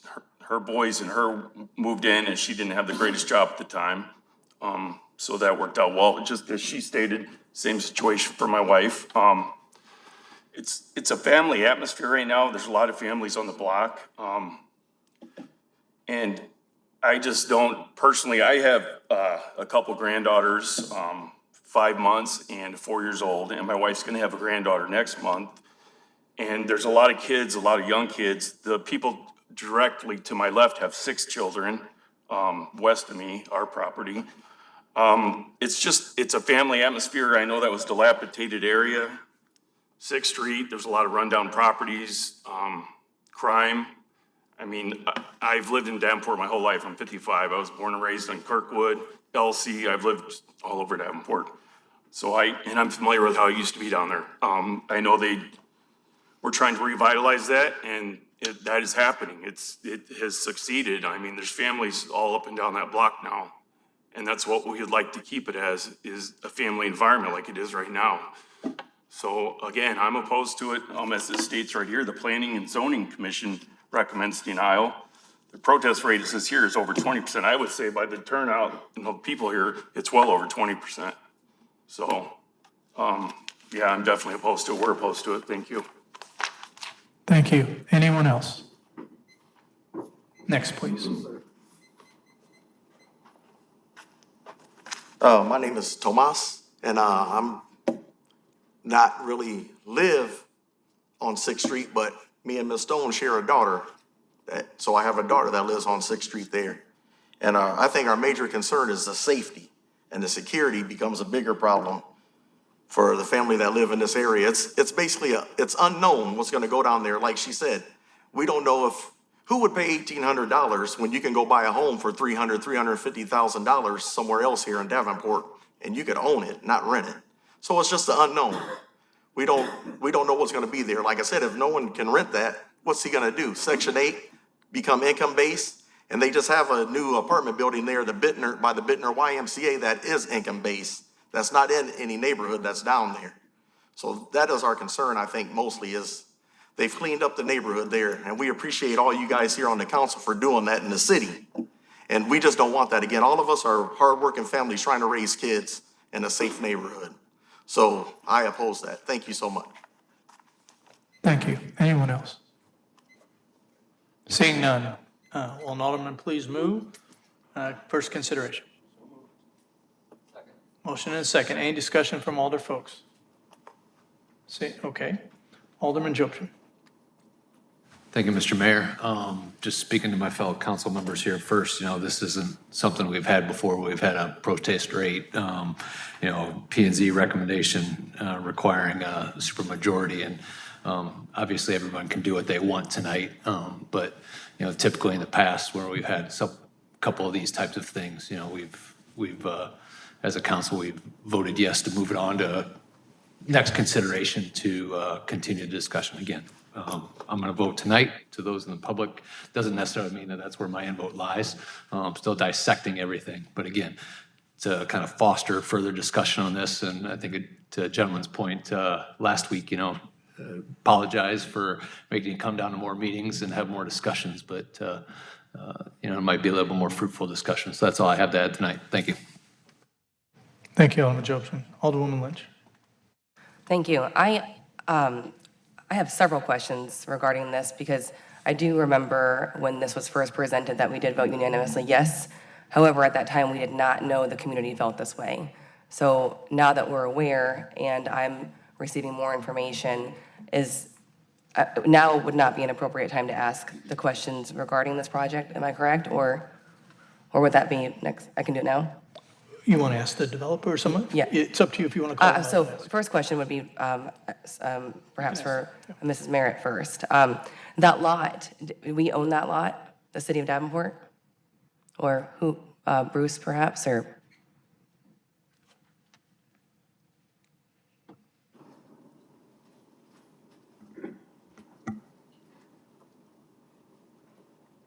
Bruce Berger, Community and Economic Development. Yes, we own it, and then through your consideration of that proposed development agreement, you agreed to sell it conditionally to the developer, and it had several conditions, one of which was the rezoning. Yeah. And when we do that, when we offer a property conditionally to someone based upon a development, does someone have to approach us, or do we have that lot listed for sale publicly, giving anyone an opportunity to purchase it? Right, good question. Generally, the city, we have not usually a lot of properties available. Traditionally, we haven't hired a realtor and had them listed. This property, we actually did, though, roughly a decade ago or so, offer the property through an RFP process for single-family ownership, and we didn't get any development interest.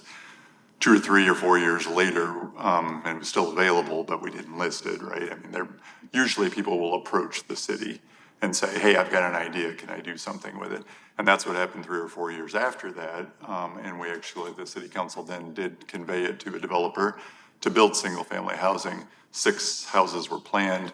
They weren't able to get the financing for it, and we had a reversion clause, which is similar to what we put in this agreement with this developer, which would be if they're not able to get across the finish line, the property could revert to us, or in this case, we wouldn't even convey it to them because they haven't closed on it yet. They just have an agreement with us, so. So in theory, if this doesn't go through, anyone could purchase this property if we're so willing to sell it to them? Correct, right. I think that's one of the off-ramps of the conveyance was conditioned upon whether the developer could get rezoning. So if someone wanted to purchase it and they didn't have a development plan, would we still consider selling the property? Does it matter what their intention is with it, or? Well, and again, it's a policy decision that would be up to all of you. I think from the staff standpoint, our guidance has generally been with this property that it's a lot of lots, it's a lot of land. We probably wouldn't entertain an offer to just buy one lot from us. We probably would want to see what their plan was for the whole property, but ultimately that's a policy decision for council. Okay, thank you. And then for the gentleman, I'm so sorry. Jim Thompson. Jim Thompson, thank you. I do have a concern and a question about the market rate rents. Have you ran comparables for the market rents in that area? Absolutely. And I'm an active landlord in the Quad Cities now. So. And you were able to find comparables that could justify $1,800 a month in that neighborhood? Especially for the kind of, we're spending $5 million to build 16 units. So they'll be very upscale units with attached garages, et cetera. Sure. I'm a licensed realtor, and I would be interested to run those comps as well. But I do hear the concern of some of the neighbors, and I think their point is very valid, but that's all the questions I have for you. Thank you. With that being said, I think that from what I've heard tonight, the community embodies something similar to the West End, which is where I grew up. Less desirable neighborhoods, but they are filled with people that move there, they live there, and they stay there. And that's how you revitalize a community. That's where it starts, getting quality homeowners. I do believe in home ownership. I also understand that we need more housing, and this is a complex situation. I think that I would echo what Alderman Jobson said, though, because I believe it does deserve a little more conversation. So I will probably vote in favor of moving it to another discussion, just because I think we owe that to the gentleman that we did promise this to the first time. I'm not saying I support it initially right now, because there's a lot of complexities here, but over 20% really does speak in volume. So I do want to share that my vote tonight does not reflect on my final decision. Thank you. Thank you, Alderwoman Lynch. Alderman Group? Thank you. Thank you, Your Honor. Yeah, so maybe just some conversational things to add to this, to the conversation, which I think there's some conflict. And the first is, there's a need for affordable housing. I think we could all agree we need affordable housing, right? But we also need market rate housing. I think we all agree we need market rate housing. So neither one of them are a bad thing. And when you're trying to bring in affordable housing, one of the ways to do that is by market rate housing. You expand the supply of housing in your city, okay? So either way, when we add housing in Davenport, it's a good thing. I hear this, I'm a single family homeowner and I want to live in a neighborhood where there's single family home ownership. And I heard single family home ownership is good. And I agree with that. It is good. And most neighborhoods need the majority of the neighborhood to be single family housing for it to be a healthy neighborhood. But also there's people who need to rent houses to live in, right? They don't want to be homeowners, so they can't be homeowners. And so they need rental properties, right? So we need both. And I don't think, in my opinion, if I'm, master planner of a city, because we've done this in cities for probably the last 50 years, I don't think it's good to say all of the rental houses are over there, all of the single family houses under 200,000 are here, all of the single family homes over $500,000 are over there. I think that mixed use housing is a good thing, okay? But when you have an existing neighborhood, it's also a very difficult conversation to say, you're a single family homeowner in this neighborhood, and we want to bring in a multi-family development to be your neighbors, right? Even in this case where we're not saying we're going to approve a low-income multifamily, the opposite. We're saying you're going to get a very high rent market rate development in your neighborhood. And I do believe that he's going to get the rents that he's talking about. He's got a similar property in Moline that's done very well. When you consider the proximity to the downtown, which is our fastest growing neighborhood in the city for both baby boomers and millennials, and with the Riverview, there's certainly a market for it. And that was kind of the other thing that I was hearing, which was, I love my neighborhood, it needs to be preserved. And then, I don't know why anybody would want to pay market rate to live in my neighborhood, okay? And I can understand how both of those would be true, but they seem to be at odds with each other. So for me, I think, right, this is the stuff I really like, redevelopment and development. I mean, I think you have to seriously look at this. If you're trying to redevelop the central city and get people to live in the city of Davenport south of Locust going forward, you're going to have 100 discussions like this. You have to decide, are you willing to go and have the hard discussions and make the hard decisions to do infill development in older neighborhoods? In my opinion, if the city of Davenport doesn't, we'll continue to be in a tough financial position because these old neighborhoods are the most financially productive neighborhoods that we have in the city. So I hope we'll keep the conversation going. I hope it's at least something everyone is willing to consider. And certainly, I want to thank everyone from the neighborhood for continuing to show up and continuing to advocate for your neighborhood. And we're certainly listening to you, and we'll continue the conversation, hopefully. Thank you. Thank you, Alderman Grip. Alderwoman McGinnis. Thank you, Your Honor. I do feel this very deeply. I know many of the people who are here, and as many of you know, I live in I lived in what was a terribly gutted out neighborhood with vacant properties that filled blocks many years ago. People moved back in, and it is very still mixed in terms of single family, owner occupied and rental property certainly have that. So I do understand this. The tough thing about this area is there was, when I came on council, there were new houses being built by the city. The first ones that came were built by the city through, I don't know, the Homes program. I get some of the acronyms wrong, but by the Homes program. And then Habitat came and did and Habitat had built homes. So some people lived in homes that were built by Habitat. So there were two groups at work. And then most recently, Habitat came back and did more additional housing. And the Habitat track record for retaining original owners is really fantastic. They have, their statistics are amazing, really. The amount of turnover is very low. And so I personally made the choice years ago to move into a neighborhood that people would always ask me if I felt safe in. I would want to like hit them in the face when they asked me that, because it's very annoying when people ask you that about your neighborhood. And I never have regretted that, and that was 27 years ago. And I wouldn't live anywhere else. So I understand about that. One of the challenges with this property, and I've as a resident living in that area and interested in neighborhoods, I followed the attempts by the city to try to market this for single-family homes, reading it in the newspaper and news stories before I was on council.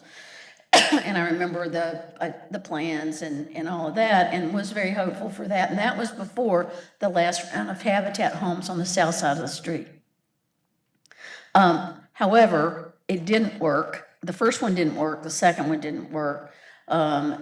I don't believe Habitat was interesting in adding, and I'm not picking on Habitat, they did a great job, but they were not able to build. This is a very difficult site to build.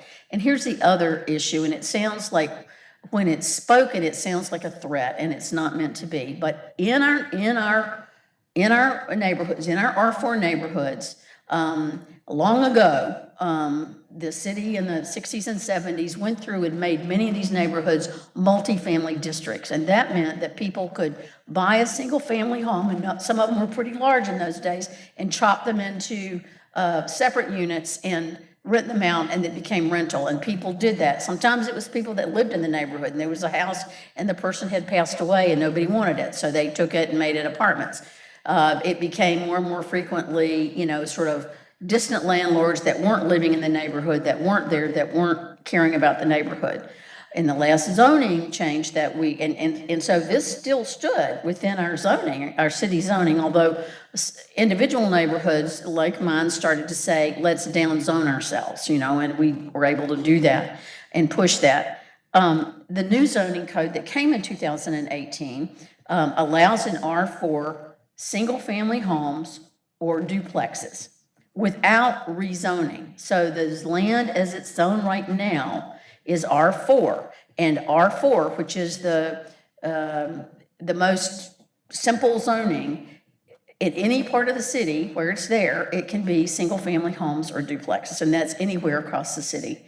And so one of the possibilities is that someday, these lots that are, and this gentleman is asking to build fourplexes, is that correct? Which is 16 units.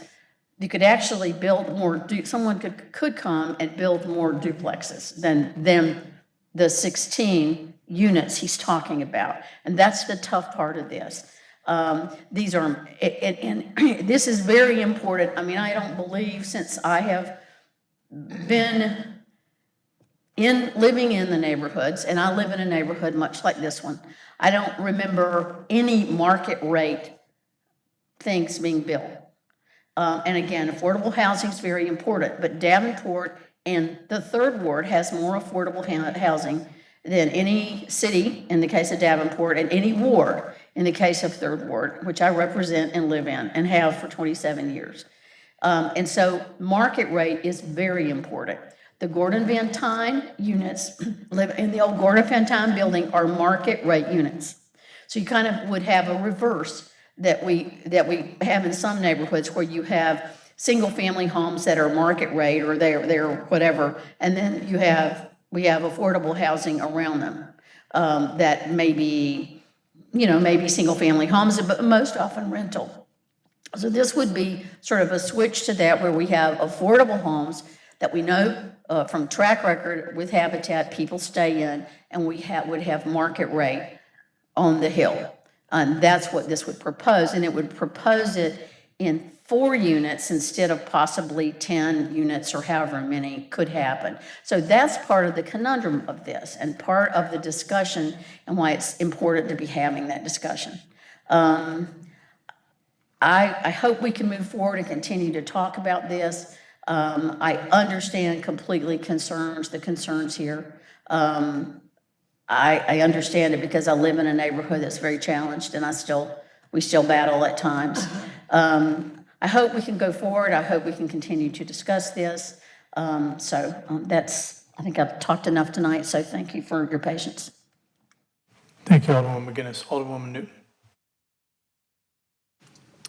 Thank you, Mayor. I do have a couple questions, whether they can be answered tonight or information being provided. The first is it's been brought forward that 9 duplexes can be built on the same plots of land. Is anyone from the city prepared to answer whether or not there is any validity to that statement?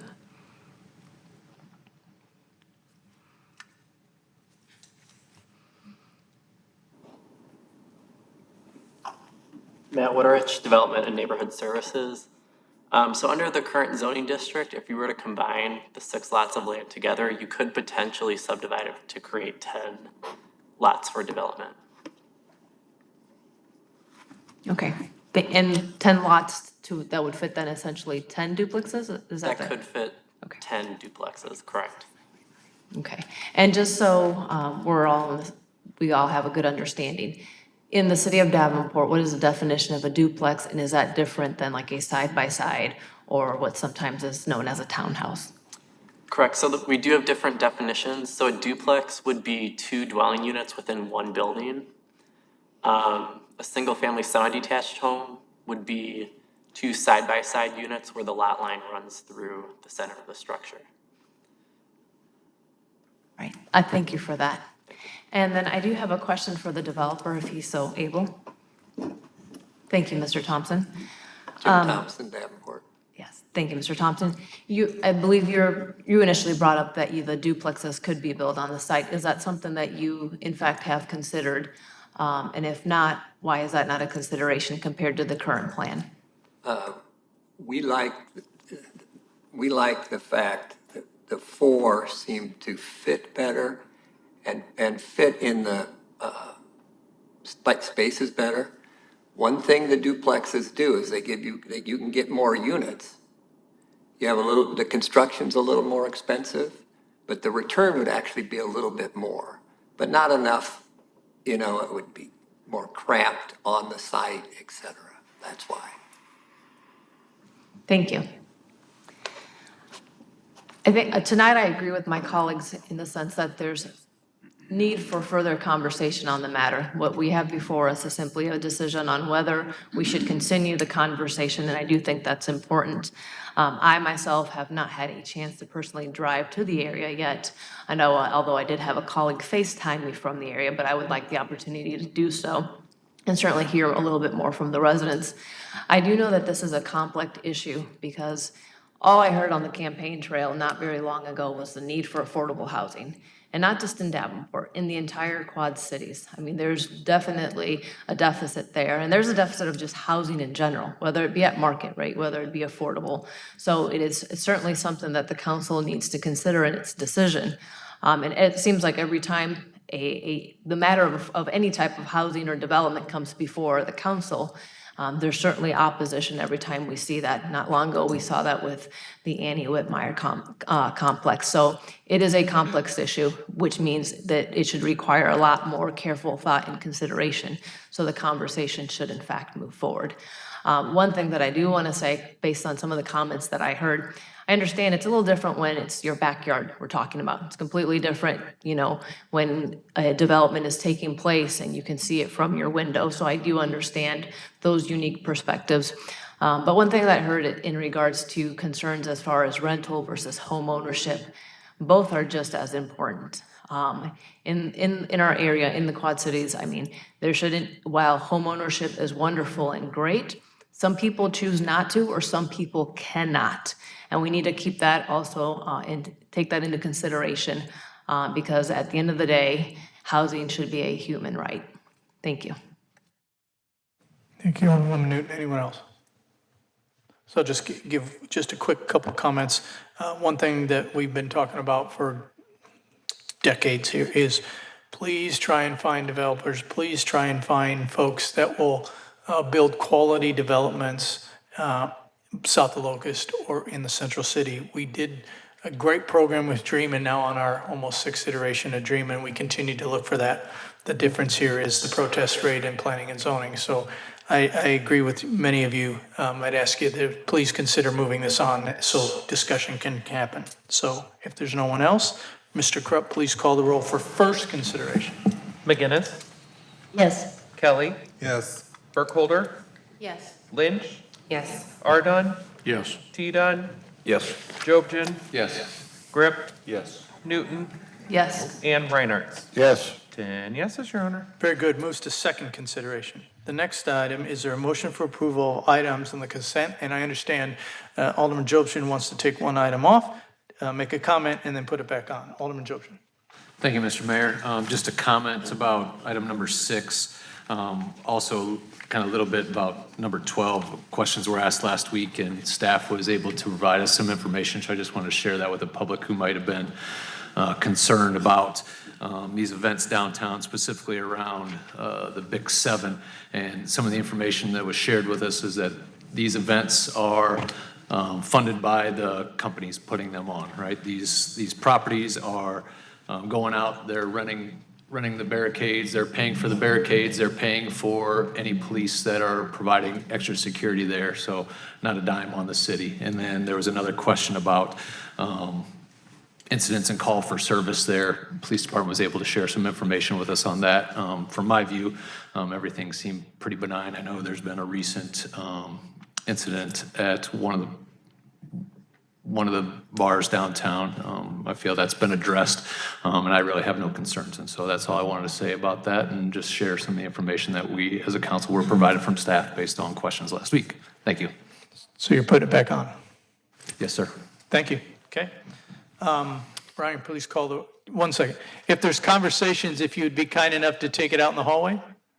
Brian, please call roll on consent. We actually need somebody to move and second. I apologize. I Motion. motion to. Motion. Second. Motion second. Please call the roll for consent.